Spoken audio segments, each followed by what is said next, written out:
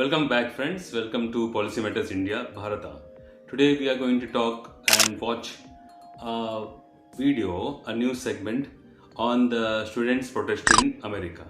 And why are we watching this? We're watching this because remember when India was facing a protest-like situation, be it the farmers' protest or students' protest, we did get all kinds of unsolicited advice from the likes of all those people in the West and also from different quarters. Now we are looking at how they are dealing with their current situation.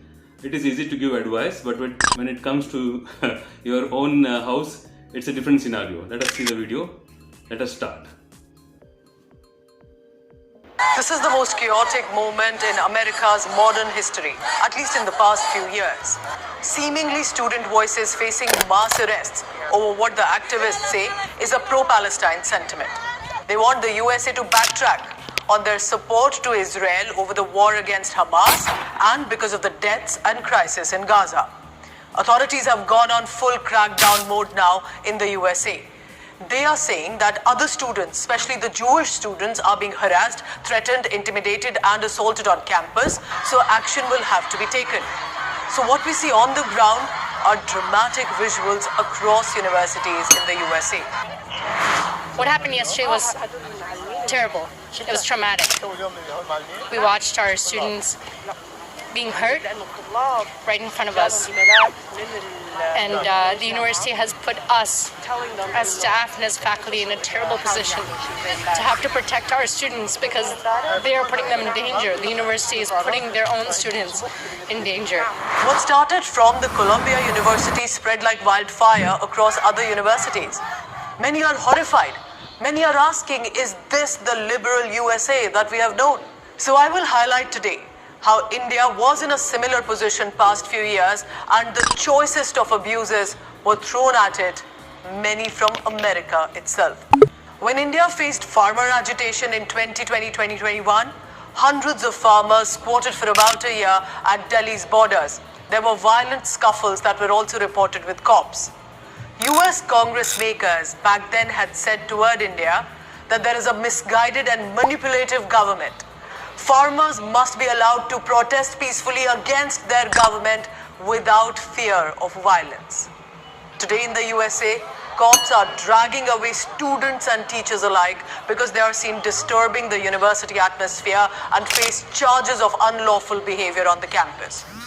Tents and encampments inside the campus, what protesters called are solidarity zones. They are being uprooted today. Outside the universities, if there are blocked roads, that are being cleared by the cops and administration because law and order must prevail. When India intended to give citizenship to religiously persecuted people from neighboring Islamic nations, protests broke out against CAA, even triggered a murderous communal riot in parts of Delhi. Authorities did a massive crackdown to restrict these communal elements. The USA toward India said this. We're closely monitoring this act, how this act will be implemented. Respect for religious freedom and equal treatment under the law for all communities are fundamental democratic principles. Today in this mother of democracy USA, media persons are being hurled to the ground by the cops. Professors are being charged with disorderly conduct and complete chaos and mayhem is being seen specifically in the university campuses. Same words like were thrown at India, like fascism, authoritarian, dead democracy, are being shouted at the USA today.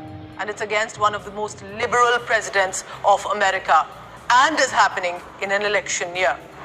So there is an annual US Human Rights Report. It's a delightful document, brimming with American exceptionalism and finger-wagging at the rest of the world. It has previously told India how we sleep on almost every index, especially human rights and democratic freedom. Mentioned in these reports have been, among others, activist surveillance, giving full-on gyan to India. Today, how are they punishing these activists? This is the biggest crackdown that has possibly happened on a, so to say, a liberal congregation there on a very important cause. Now it was India's turn to speak on USA's internal matter on maintaining law and order.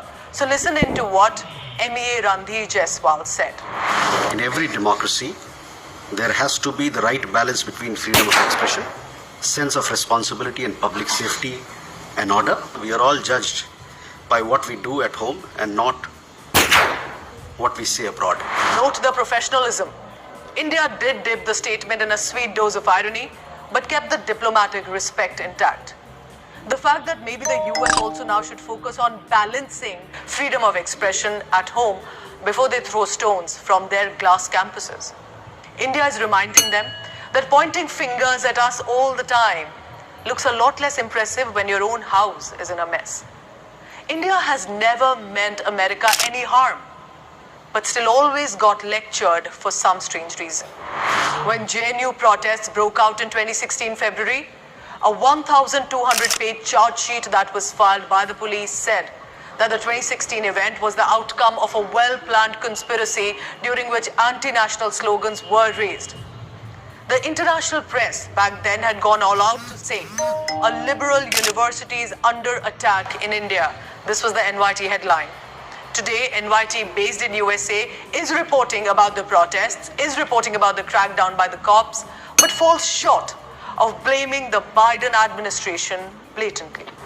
When India asked, how can mischievous agendas and violence be tolerated on the streets in the name of democracy, we were targeted and called a discriminatory society, upper caste Nazis.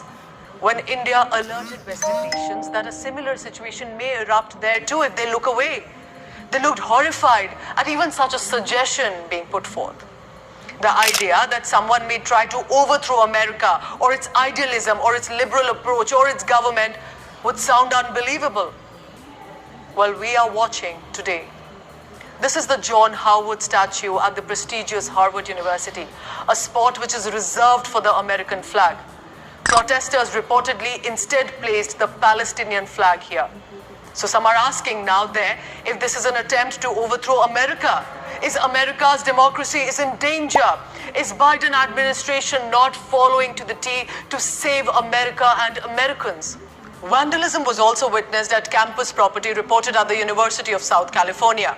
The university said it was carried out by individuals who are part of the group that has continued to illegally camp on our campus. Are such words okay when it is used in America? Can I say that USA Today is caught in its own web?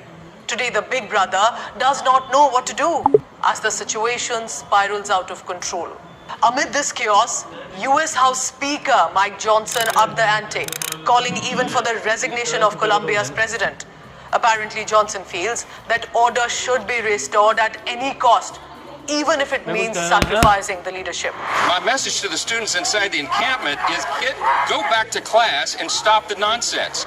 The incident highlights the hypocrisy that some perceive exists in the Western world.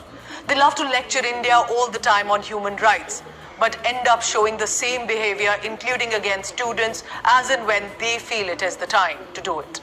In fact, this time it appears it's worse of a crackdown when they are struggling to handle dissent on their own soil. India has seen this hypocrisy rodeo before as well. It's the world watching it today.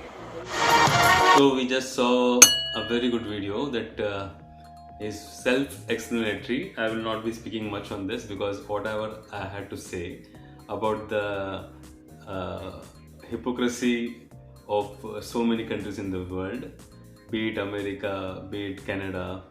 Remember what provisions are kind of advices. It's a way of saying these are unsolicited advices. We didn't ask for any of this, but we got enough of those. Country like India, world's biggest democracy, is being world's oldest civilization is being thought about values and freedom and all those things. When they don't have the ability to look into their own backyard, so it's always important to do some kind of self-introspection before giving any kind of advice to anyone.